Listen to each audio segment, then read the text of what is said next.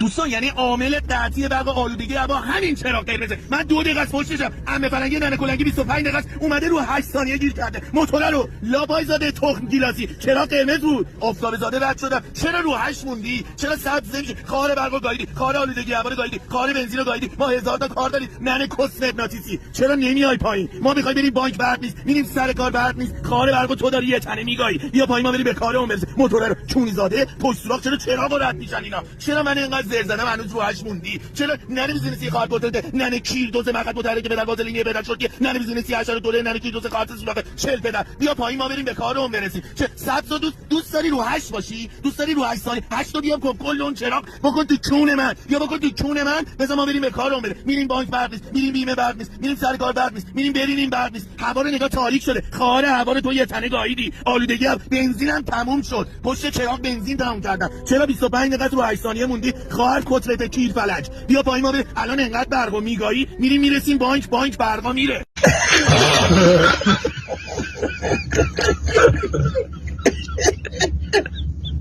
نه قفمه